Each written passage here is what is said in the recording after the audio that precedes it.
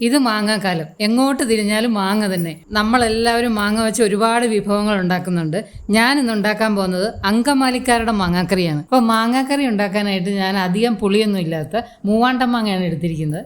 പിന്നെ ഒരു ചെറിയ സവാള, ഒരു പിടി കൊച്ചുള്ളി തന്നെയാണെങ്കിൽ എടുക്കുന്നതെങ്കിൽ വളരെ ടേസ്റ്റിയാണ്. ഒരു വലിയ കഷ്ണം ഇഞ്ചി, 2 പച്ചമുളക്, പിന്നെ ആവശ്യത്തിന് കറിവേപ്പില, പിന്നെ ഒരു മുറി തേങ്ങയാണ് ഇവിടെ ചിരകി വെച്ചിരിക്കുന്നത്.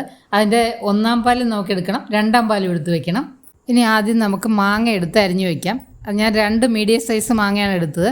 അതിങ്ങനെ നീളത്തിലരിഞ്ഞ് അധികം കനമില്ലാതെ വേണം അരിയാനായിട്ട്. അതിലേക്ക് ഒരു 1/2 ടീസ്പൂൺ മഞ്ഞൾപ്പൊടിയും അല്പം ഉപ്പും 1 സ്പൂൺ വിനെഗറും 1 സ്പൂൺ വെളിച്ചെണ്ണയും കൂടി ഒഴിച്ച് നന്നായിട്ടത് മിക്സ് ചെയ്ത് മാറ്റി വയ്ക്കാം. ഇങ്ങനെ കൈകൊണ്ട് തന്നെ നന്നായി തിരുമ്മിയെടുക്കണം. ഇനി ഒരു ചട്ടി എടുത്തിട്ട് അതിലേക്ക് ഈ നമ്മൾ അരിഞ്ഞു വെച്ചിരിക്കുന്ന ചെറിയ ഉള്ളി ഇതുപോലെ വേണം അരിയാനായിട്ട്. അതുപോലെ തന്നെ സവാളയും ചെറുതായിട്ട് നീളത്തിലരിഞ്ഞെടുക്കണം.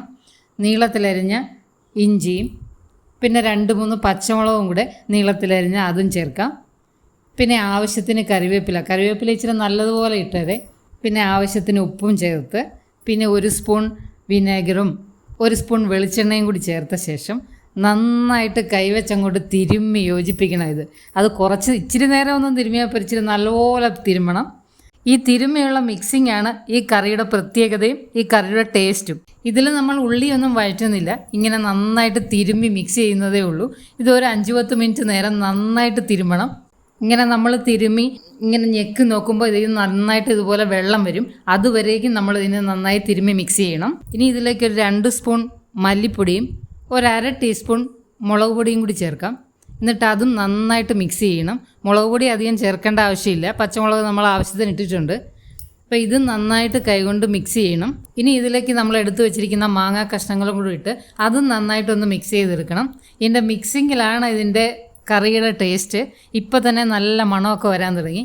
കൈയൊക്കെ എരിയുന്ന ആൾക്കാരാണെങ്കിൽ ഗ്ലൗസ് ഇട്ടുകൊണ്ട് വേണേൽ ചെയ്യാൻ, ഇല്ലെങ്കിൽ കൈയൊക്കെ പുകയും. കാരണം നമ്മളിത് കുറേ നേരം ഇട്ട് മിക്സ് ചെയ്യുമല്ലോ. ഇനി ഇതിലേക്ക് 2-ാം പാലൊഴിച്ച് സ്റ്റൗവിൽ വെച്ച് കുക്ക് ചെയ്യാം. ഇതിന് കുക്കിംഗ് ടൈം വളരെ കുറച്ച് മതി. ഇത് ഒരുക്കിയെടുക്കുന്നതിലാണ് കുറച്ച് സമയം വേണ്ടത്. ഞാൻ ഈ അങ്കമാലി മാങ്ങാക്കറി എൻ്റെ ഒരു ഫ്രണ്ടിൻ്റെ വീട്ടിൽ വെച്ചാണ് കഴിച്ചത്. എനിക്ക് വളരെ ടേസ്റ്റി ആയിട്ട് തോന്നി. അപ്പം ഞാൻ എൻ്റെ റെസിപ്പി അവരോട് ചോദിച്ച് മനസ്സിലാക്കി വന്ന് വീട്ടിൽ വന്നിട്ട് ഉണ്ടാക്കി നോക്കി. എല്ലാവർക്കും ഇഷ്ടപ്പെട്ടു. അപ്പോൾ വീണ്ടും ഒരു മാങ്ങാക്കാലം കൂടി വന്നപ്പോൾ ഒന്നുകൂടി ഉണ്ടാക്കി നോക്കാമെന്ന് ഞാൻ വിചാരിച്ചു.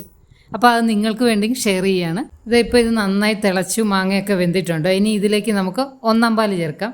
1-ാം പാല് ചേർത്ത് കഴിഞ്ഞാൽ പിന്നെ ഒരുപാട് തിളയ്ക്കേണ്ട ആവശ്യമില്ല, നന്നായിട്ടൊന്ന് ചൂടായാൽ മതി. കറക്റ്റ് അങ്കമാലി മാങ്ങാക്കറി ഇങ്ങനെയാണോ എന്ന് എനിക്കറിയില്ല. അങ്കമാലിക്കാരെങ്കിലും കാണുന്നുണ്ടെങ്കിൽ ഇങ്ങനെയാണോ എന്നൊന്ന് പറഞ്ഞു തരണം കേട്ടോ. എന്തായാലും ഞാനും ഈ ഉണ്ടാക്കിയ രീതിയിൽ ഉണ്ടാക്കിയ നല്ല ടേസ്റ്റിയാണ്, അതെനിക്കറിയാം. ഇപ്പോൾ 1-ാം പാൽ ഒഴിച്ച് കഴിഞ്ഞാൽ അതും ഒന്ന് നന്നായിട്ട് ചൂടായിട്ടുണ്ട്. ഇനി കറി നമുക്ക് ഇറക്കി വയ്ക്കാം.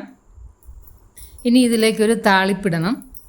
അതിനായിട്ട് കടുക് പൊട്ടിച്ച ശേഷം ഒരു 3-4 ചെറിയ ഉള്ളി എടുത്ത് ചെറുതായിട്ട് അരിഞ്ഞ് അതിലേക്കിട്ട് അതൊന്ന് മൂപ്പിച്ചെടുത്തിട്ട് അതിലേക്ക് 2 ചുവന്ന മുളകും കുറച്ച് കറിവേപ്പിലയും കൂടി ഇട്ടിട്ട് അതും കൂടി ഒന്ന് മൂപ്പിച്ച് ഇതിലേക്ക് ഇട്ട് കഴിഞ്ഞാൽ നമ്മുടെ കറി റെഡിയായി.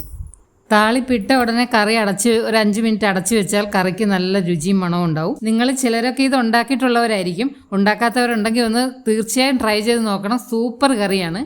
പുളി കുറവുള്ള മാങ്ങയാണ് ഇതിന് ഏറ്റവും നല്ലത്. പുളി അനുസരിച്ചേ മാങ്ങ ചേർക്കാവുള്ളൂ. അപ്പോൾ എൻ്റെ അങ്കമാലി മാങ്ങാക്കറി റെഡി. നല്ല ചൂട് ചോറിൻ്റെ കൂടെ വിളമ്പാം.